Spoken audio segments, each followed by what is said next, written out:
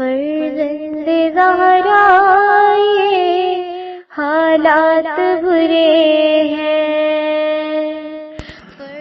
کاشانۂ بصیرت ایک ایسا مکمل یوٹیوب چینل جس پر محروم بصارت کے لیے بالخصوص اور تمام افراد کے لیے بالعموم سینکڑوں کی تعداد میں اسلامی کتب دستیاب ہیں۔ لہذا گزارش ہے کہ آپ اپنی ذمہ داری نبھاتے ہوئے کاشانۂ بصیرت کو سبسکرائب کرنے کے ساتھ ساتھ بیل آئیکن کو پریس کیجیے تاکہ آپ علم کے حصول کے ساتھ ساتھ مذہب اہل بیت کی اشاعت میں بھی اہم کردار ادا کرتے رہیں۔ کاشانۂ بصیرت، کاشانۂ بصیرت، کاشانۂ بصیرت۔ فرزند زہرا یہ حالات برے ہیں۔ بسم اللہ الرحمن الرحیم۔ السلام علیکم۔ یہ کتاب آپ کے لیے کاشانۂ بصیرت کے یوٹیوب چینل کی جانب سے ریکارڈ کی جا رہی ہے۔ نام کتاب جسم کے عجائبات، تحریر و ترجمہ محمد علی سید صاحب۔ اب ہم کتاب کا پارٹ نمبر 14 پڑھیں گے، صفحہ نمبر 286۔ بیضہ دانیہ۔ اس حیران کن جادوئی ہارمون میں ہمارے لیے یہ حکم موجود ہوتا ہے کہ ہم ایک بظاہر لڑکوں جیسے جسم کو نسوانی صلاحیتوں سے مالا مال کرنے کا آغاز کر دیں۔ اس ہارمون کے ملتے ہی ہم بیضہ دانیہ ایک سپاٹ جسم سے نسوانیت کا ایک مجسمہ تراشنے کا کام شروع کر دیتی ہیں۔ لڑکی کی زندگی میں یہ عمل بے رنگ لاروے سے رنگ برنگی تتلی بننے کی طرح حیران کن ہوتا ہے۔ بیضہ دانی کی کہانی خود اس کی زبانی۔ اس ایک پیدا کرنے والے نے ہمیں بھی جوڑے کی شکل میں پیدا کیا ہے۔ ہم دونوں بیضہ دانیہ جھلی کی پٹیوں کے ذریعے خواتین کے پیلوس کے دونوں جانب لٹکی ہوتی ہیں۔ ہمارا رنگ سفید، شکل بادام سے ملتی ہوئی اور لمبائی کم و بیش 1.25 انچ کے قریب ہے۔ ہم دونوں کا مجموعی وزن 1 اونس کا چوتھائی حصہ ہے۔ ہماری غیر دلچسپ شکل و صورت اور غیر اہم سائز سے قطع نظر میرا اور میرے ساتھی بیضہ دانی کا شمار خواتین کے سب سے اہم نسوانی اعضاء میں ہوتا ہے۔ میں دائیں طرف کی بیضہ دانی ہوں۔ ہم دونوں کا وجود خواتین کے لیے قطعی ناگزیر ہے۔ ہم نہ ہوں تو خواتین اپنا وہ بنیادی کردار ہی ادا نہ کر پائیں جس کے سبب خواتین کے وجود سے تصویر کائنات میں رنگ بکھرے نظر آتے ہیں۔ یعنی افزائش نسل کا بنیادی کردار یہی نہیں، خواتین کا موڈ، جنسی خواہش اور ان کی عمومی صحت کا دار و مدار بھی بیشتر صورتوں میں ہماری کارکردگی پر منحصر ہوتا ہے۔ حقیقت تو یہ ہے کہ میں اور میری ساتھی بیضہ دانی ہی ہے جو کسی بھی خاتون کو نسوانیت سے مالا مال کرنے کا فریضہ انجام دیتی ہے۔ 9 یا 12 برس کی عمر سے پہلے لڑکیاں لڑکوں ہی کی طرح ہوتی ہیں۔ اس عمر سے پہلے ان میں جنسی خواہش بھی نہ ہونے کے برابر ہوتی ہے، لیکن گرم علاقوں میں 9ویں سال اور سرد علاقوں کی رہنے والی لڑکیوں میں 12ویں سال اچانک اور بہت خاموشی کے ساتھ جسمانی تبدیلی کا ایک عمل شروع ہو جاتا ہے۔ اس عمر میں لڑکیوں کے جسم میں مخصوص تبدیلیاں رونما ہونا شروع ہو جاتی ہیں۔ دماغ میں موجود پیچوٹری گلینڈ سے ایک ہارمون خارج ہوتا ہے اور دوران خون میں شامل ہو کر ہم تک پہنچتا ہے۔ اس حیران کن جادوئی ہارمون میں ہمارے لیے یہ حکم موجود ہوتا ہے کہ ہم ایک بظاہر لڑکوں جیسے جسم کو نسوانی صلاحیتوں سے مالا مال کرنے کا آغاز کر دیں۔ اس ہارمون کے ملتے ہی ہم بیضہ دانیہ ایک سپاٹ جسم سے نسوانیت کا ایک مجسمہ تراشنے کا کام شروع کر دیتی ہیں۔ لڑکی کی زندگی میں یہ عمل بے رنگ لاروے سے رنگ برنگی تتلی بننے کی طرح حیران کن ہوتا ہے۔ مثلاً اس کے پیلوس کا سائز بڑھ جاتا ہے، کولوں کے علاقے میں چربی کی مدد سے دباغت میں اضافہ ہونے لگتا ہے، سینے پر ابھار واضح ہونے لگتا ہے، ناف اور بغلوں میں سبزہ اگنے لگتا ہے اور اس کے جنسی اعضاء اور صلاحیتیں بلوغت کی طرف بڑھنے لگتی ہیں۔ اس مرحلے سے لے کر اس کی زندگی میں آئندہ کم و بیش 40-45 سال تک ہم ہر ماہانہ ایام کی صورت میں اسے اپنی موجودگی کا احساس دلاتی رہتی ہیں۔ یہ یاد دہانی ایک مخصوص اور طے شدہ پروگرام کے تحت کم و بیش 50 برس تک کی عمر تک ہر ماہ اسی پابندی کے ساتھ کرائی جاتی ہے۔ جب یہ لڑکی اپنے پہلے بچے کی ماں بنتی ہے تو اس مرحلے میں نئے انسان کی تشکیل میں کام آنے والے 2 خام مالوں میں سے ایک خام مال یعنی بیضہ ہم یعنی اس کی بیضہ دانیہ ہی فراہم کرتی ہیں۔ اگر کوئی خاتون اس وقت 40-45 سال کی ہیں تو ان کے اندر موجود بیضہ دانیاں چند برسوں بعد اپنی جادوئی دکان بند کر دیں گی، اور اس کے ساتھ ہی اس عورت میں ثمر آوری کی صلاحیتیں بھی اپنے اختتام کو پہنچ جائیں گی۔ جب کوئی لڑکی بچپنے کی عمر سے گزر رہی ہوتی ہے تو اس وقت اس کے جسم میں ہمارا کردار اگرچہ بہت معمولی ہوتا ہے، لیکن اس وقت بھی ہم دونوں بیضہ دانیوں کے اندر 5 لاکھ خردبینی بیضے موجود ہوتے ہیں، اور ان میں سے ہر بیضہ ان تمام معلومات، صلاحیتوں اور وراثتی خوبیوں اور خامیوں سے مالا مال ہوتا ہے جو اس بچی کی پچھلی نسل سے آئندہ نسل میں منتقل ہونے والی ہوتی ہیں۔ بلوغت کے ثمر آور برسوں میں ہم بیضہ دانیاں صرف 400 بیضے تیار کر سکتی ہیں، جن میں بار آور ہونے کی صلاحیت موجود ہوتی ہے، یعنی ہر 28 دن بعد ایک بیضہ۔ سوال یہ پیدا ہوتا ہے کہ ایسے میں 5 لاکھ بیضوں کی کیا ضرورت ہے؟ اس سوال کا جواب نہ مجھے معلوم ہے اور نہ ڈاکٹروں کو، بس اسے قدرت کی فیاضی کی ایک مثال سمجھا جا سکتا ہے۔ شاید آنے والے زمانوں میں اسی فیاضی کے فوائد انسان کی سمجھ میں آ سکیں۔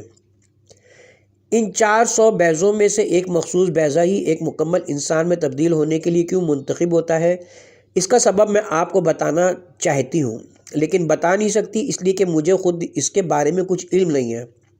میں تو افزائش نسل کے اس حیران کن عمل کی ایک دھندلی سی تصویر آپ کو دکھا سکتی ہوں کہ یہ سب کچھ کس طرح ہوتا ہے۔ ماہانہ ایام کے دنوں میں پیچوٹری گلینڈ ایک ہارمون جاری کرتا ہے، اسے فولیکل اسٹیمولیٹنگ ہارمون FSH کہا جاتا ہے۔ اس ہارمون کی مقدار کتنی ہوتی ہے اور یہ ہارمون کس قدر پیچیدہ اور عقل کی کو ششدر کر دینے والے کارنامے انجام دیتا ہے، یہ پڑھ کر آپ حیران رہ جائیں گے۔ یہ ہارمون جس کی یومیہ مقدار 1 اونس کے 10 لاکھویں حصے کے برابر ہوتی ہے، نئے انسان کی دنیا میں آمد کے لیے بنیادی انتظامات کرتا ہے۔ FSH کی وجہ سے بیضہ دانی میں موجود بہت سے خوابیدہ بیضے متحرک ہو جاتے ہیں۔ اسی ہارمون کے سبب ان بڑھتے ہوئے بیضوں کے ارد گرد ایک مخصوص قسم کی رطوبت کے بلبلے پیدا ہو جاتے ہیں، اور ہر بیضہ ایک بلبلے میں بند ہو جاتا ہے۔ اس کے ساتھ ہی ان بلبلوں کے سائز میں اضافہ ہونے لگتا ہے اور یہ بتدریج میری اندرونی سطح سے بیرونی سطح کی جانب بڑھنے لگتے ہیں۔ لیکن قدرت کے انوکھے انتظامات کی وجہ سے ان بہت ساری بلبلوں میں سے عام طور پر صرف ایک ہی بلبلہ میری بیرونی سطح تک پہنچنے میں کامیاب ہو پاتا ہے۔ اکثر ایسا بھی ہوتا ہے کہ 2 یا اس سے زیادہ بلبلے بیک وقت میری سطح پر آ جاتے ہیں۔ ایسی صورت میں ایسے جڑواں بچوں کی پیدائش ہوتی ہے جن کی شکلیں ایک جیسی نہیں ہوتی۔ 2 ہفتے کی مدت میں یہ بلبلہ جس کے اندر ایک بیضہ محفوظ ہوتا ہے میری بیرونی سطح پر ابھر آتا ہے۔ اس وقت اس کا حجم میرے حجم کے 1/4 کے برابر ہوتا ہے۔ میرا اعصابی نظام جیسے ہی اس مرحلے کی تکمیل کی اطلاع دماغ میں موجود پیچوٹری گلینڈ تک پہنچاتا ہے، پیچوٹری گلینڈ ایک مخصوص رطوبت کو دوران خون کے ذریعے مجھ تک پہنچانے لگتا ہے۔ اس ہارمون کو لیوٹینائزنگ ہارمون کہا جاتا ہے۔ یہ ہارمون میری سطح سے ابھرے ہوئے بلبلے کی جھلی کو بتدریج پتلا کرتا رہتا ہے، جس کی وجہ سے بیضے کے گرد جھلی کا بنا ہوا بلبلہ بالآخر پھٹ جاتا ہے۔ بلبلے کے پھٹنے سے بیضہ باہر آ جاتا ہے اور بلبلے سے نکلنے والی رطوبت کے بہاؤ میں تیز تیرنے لگتا ہے۔ یہ رطوبت اس بیضے کو بہا کر فیلوپین ٹیوب کے قیف نما سرے میں داخل کر دیتی ہے۔ فیلوپین ٹیوب کا منہ کھلے ہوئے پھول کی طرح ہوتا ہے، اس کا دوسرا منہ براہ راست رحم کے اندر کھلتا ہے۔ یہ بیضہ رطوبت کے ساتھ بہتا ہوا آخرکار اپنی منزل مقصود یعنی رحم مادر میں پہنچ جاتا ہے۔ رحم تک پہنچ جانے کے بعد اس راستے میں اگر عورت کے اس بیضے کو مرد کا اسپرم مل گیا تو یہ بیضہ برابر ہو کر رحم مادر میں پہنچے گا اور ایک نئے انسان کی تعمیر و تشکیل کے کام کا آغاز ہو جائے گا۔ اگر صورتحال اس کے برعکس ہوئی تو عورت کے ماہانہ ایام کے آغاز کے ساتھ ہی معاملہ یہی ختم ہو جائے گا۔ یہ بارآور بیضہ یا خلیہ بے شمار خوبیوں اور خصوصیات کا حامل ہوتا ہے۔ مثلاً جب کسی عورت کے گھر پہلے بچے کی ولادت ہوتی ہے تو دراصل جو بیضہ اس بچے کو معرض وجود میں لانے کا سبب بنتا ہے، اسے تخلیق کے اس عمل میں حصہ لینے کے لیے کم و بیش 20-25 سال تک خاموشی سے انتظار کرنا پڑتا ہے۔ اور حیران کن بات یہ کہ بیضہ اس طویل عرصے تک ان تمام جینیاتی اطلاعات جینیٹکس انفارمیشن کو اپنے اندر جو کا تو محفوظ رکھتا ہے جو قدرت نے اس کے اندر اسٹور کر رکھی ہوتی ہیں۔ اور اس سے یہ بھی حیران کن بات یہ ہے کہ یہ جینیٹکس انفارمیشنز حضرت آدم علیہ السلام اور بی بی حوا علیہ السلام کی طرف سے کم و بیش 7,500 سال سے اسی طرح انسانی نسلوں میں سفر کر رہی ہیں۔ مثلاً پیدا ہونے والے بچے کی ماں، نانی، نانا کی جانب سے آنے والی خصوصیات اس خلیے میں 20-25 سال تک مکمل طور پر محفوظ رہتی ہیں، حتیٰ کہ اس میں موجود 23 کروموسومز مرد کے 23 کروموسوم سے جا کر ملیں اور پرانی نسل کے اثرات نئی بلیڈنگ کے ساتھ آنے والی نسل میں منتقل ہو سکیں۔ اسی طرح مردوں کے اسپرم سیلز میں باپ، دادا، دادی کی طرف سے آنے والی خصوصیات محفوظ رہتی ہیں۔ اس باراور خلیے بیضے کا سائز عورت کے جسم میں موجود تمام خلیوں سے زیادہ ہوتا ہے، مرد کے اسپرم کے خلیے سے بھی یہ 25 گنا زیادہ بڑا ہوتا ہے۔ اس کے باوجود یہ بیضہ اس مرحلے پر حد بصارت میں بھی بامشکل داخل ہوتا ہے، یعنی اس کے باوجود اسے انسانی آنکھ سے دیکھنا ذرا مشکل ہی ہوتا ہے۔ یہ خلیے اگر 20 لاکھ کی تعداد میں یکجا ہوں تو چھوٹی انگلی کے سرے یا کرتے کے بٹن جتنی جگہ میں بآسانی سما سکتے ہیں۔ اتنے چھوٹے خلیے کو دیکھ کر عقل ششدر رہ جاتی ہے کہ اتنی چھوٹی سی چیز دیکھتے ہی دیکھتے کس طرح ایک 6 فٹ کے مکمل صلاحیتوں والے جیتے جاگتے انسان میں تبدیل ہو جاتی ہے۔ ایسا انسان جو بڑا ہو کر اپنی جہالت کے سبب بڑی بڑی باتیں اور بڑے بڑے دعوے کرنے لگتا ہے اور اپنی ابتدائی خلقت کو بھول جاتا ہے کہ کبھی وہ ایک قابل ذکر شے بھی تھا۔ جو بیضے میں تیار کرتی ہوں اس کا اعلیٰ معیار برقرار رکھنا بھی میری بے حد اہم ذمہ داری ہے۔ جب کوئی لڑکی 10-15 برس کی ہو تو اس کے جسم میں موجود بیضوں کے اندر پختہ اور برابر ہونے کی صلاحیت بہت کمزور ہوتی ہے، حتیٰ کہ کسی خاتون کے نوجوانی کے دور یعنی 20 سال بلکہ اکثر 30 سال کی عمر تک صورتحال ایسی ہی ہوتی ہے۔ در حقیقت کچھ خواتین کے اندر موجود بیضوں میں سے 10 سے 20% بیضے برابر ہونے کے بعد مکمل طور پر نشو و نما حاصل کرنے کی صلاحیت سے محروم ہوتے ہیں اور وہ برابر ہونے کے باوجود کسی خرابی کی بنا پر رحم کے اندر نظام سے ہم آہنگ نہیں ہو پاتے۔ ایسے بیضے یا تو دوبارہ جسم کے اندر جذب ہو جاتے ہیں یا ایسا حمل اسقاط کا شکار ہو جاتے ہیں۔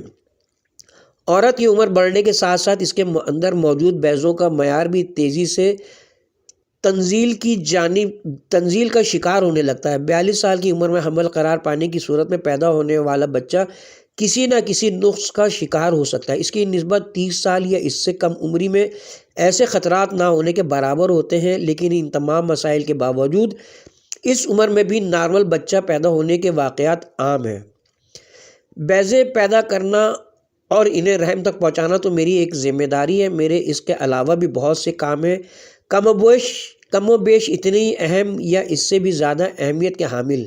میں ہارمون پیدا کرنے والا غدود بھی ہوں، اگرچہ زندگی کا دار و مدار ہمارے ہارمونز پر نہیں، لیکن نارمل زندگی کا انحصار بہرحال ہمارے تیار کردہ ہارمونز پر ہوتا ہے۔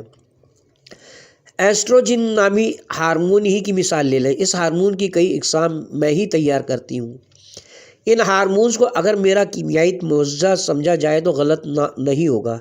اگر یہ ہارمون نہ ہوتے تو لڑکی کا قد کسی بونے کی طرح رہ جاتا، نسوانی اور باطنی حسن و صلاحیت سے مکمل طور پر محروم لڑکوں جیسی ایک بونی لڑکی۔ یہی نہیں، ہم دونوں بیضے دانیہ ٹیسٹوسٹیرون نامی ہارمونز بھی تیار کرتی ہیں۔ یہ مردانہ ہارمون مرد کے ٹیسٹیکلز بھی تیار کرتے ہیں۔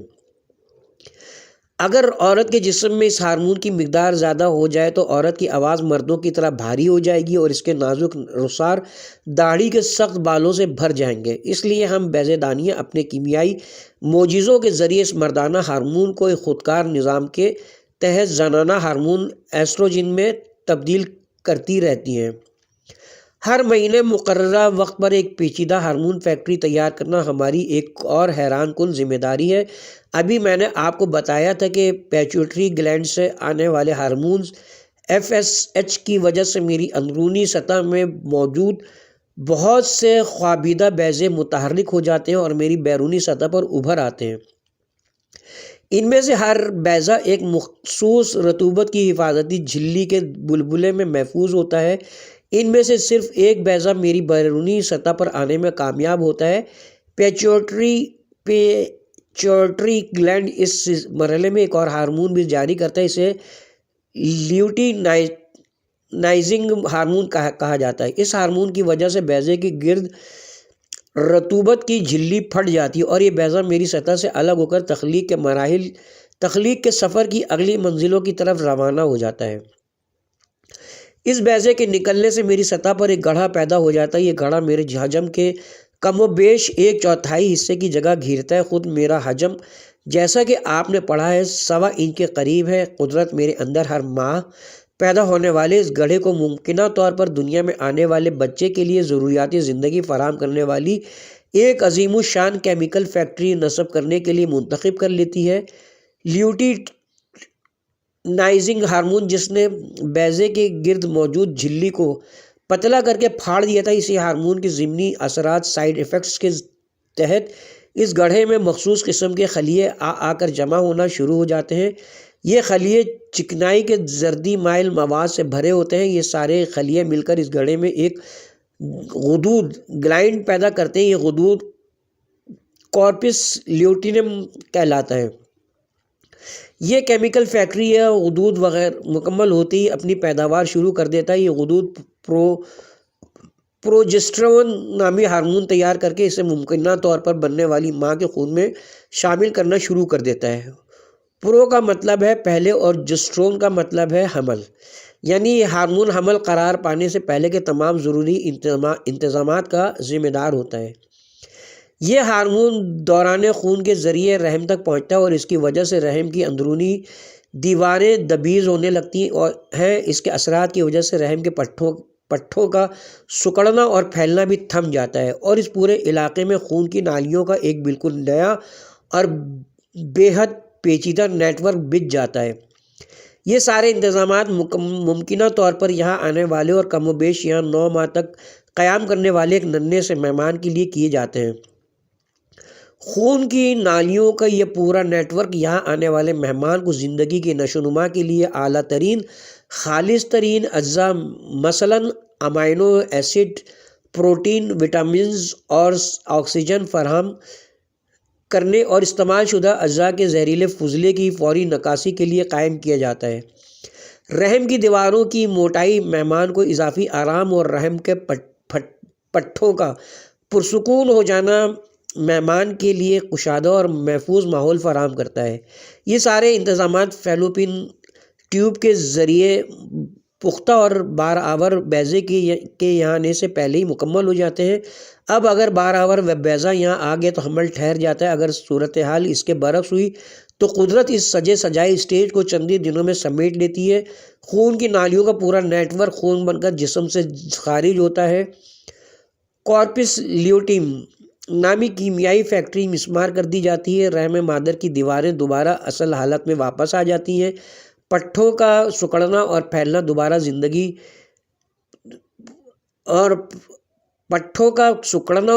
دوبارہ شروع ہو جاتا ہے۔ یہ سارے پرپیچ پیچیدہ اور پراسرار انتظامات ایک عورت کی زندگی میں 45 سے 50 سال کی عمر تک ہر ماہ اسی پابندی کے وقت کے ساتھ کیے جاتے ہیں۔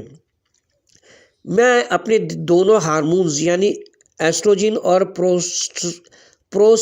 پروجسٹرون کی پیداوار کو بہت احتیاط اور ذمہ داری سے کنٹرول کرتی ہوں، اور اگر اس پیداوار کو مناسب طور پر کنٹرول نہ کیا جائے اور یہ ہارمونز ضرورت سے زیادہ بننے لگے تو خواتین بہت سارے مسائل کا شکار ہو جاتی ہیں۔ ان میں سے بہت سے عارضے جسمانی اور بہت سے ذہنی یا نفسیاتی نوعیت کے ہو سکتے ہیں۔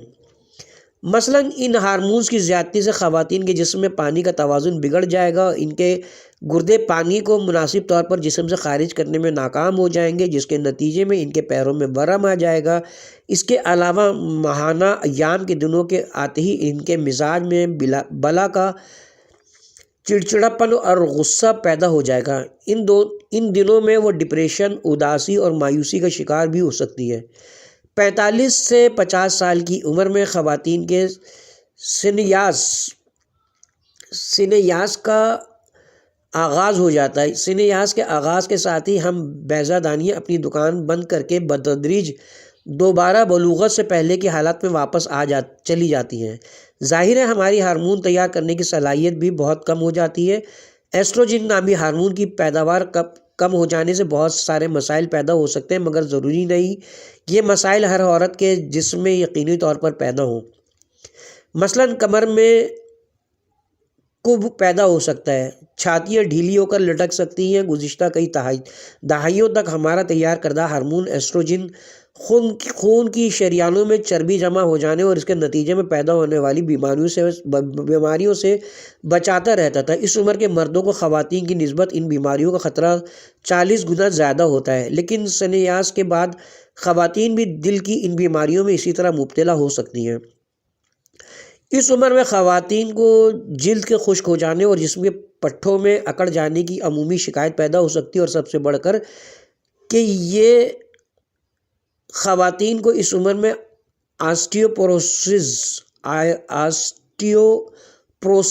کی بیماری ہونے کے امکانات بڑھ جاتے ہیں۔ آسٹیوپروسس کی بیماری میں جسم کی ہڈیاں کمزور ہو جاتی ہیں۔ جوانی میں قالین پر پھسل کر گرنے سے معمولی خراش پڑ جایا کرتی تھی، لیکن اس عمر میں پھسل کر گرنے سے کولے کی ہڈی میں فریکچر بھی ہو سکتا ہے۔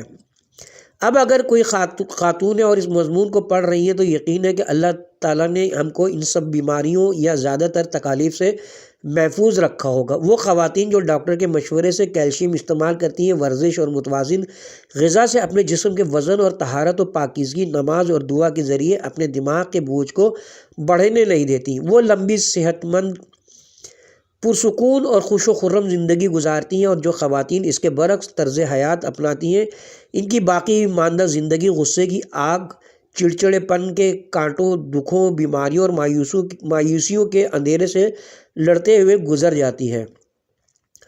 میرا بلکہ ہم دونوں بیضہ دانیوں کا سب سے سیریس مسئلہ کینسر کی بیماری ہے۔ بیضہ دانی کے کینسر کا ابتدا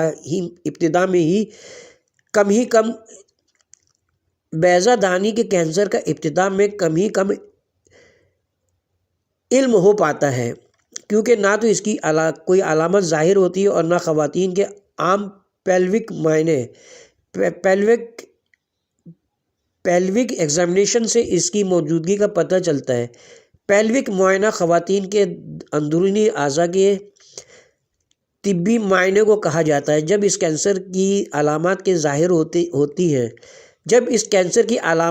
ظاہر ہوتی ہیں تو معاملہ ہاتھ سے نکل چکا ہوتا ہے۔ بیضہ دانی کا کینسر کسی بھی وقت نمودار ہو سکتا ہے، لیکن 45 سے 60 سال کی عمر کی خواتین میں اس کے نمودار ہونے کے امکانات زیادہ پائے جاتے ہیں۔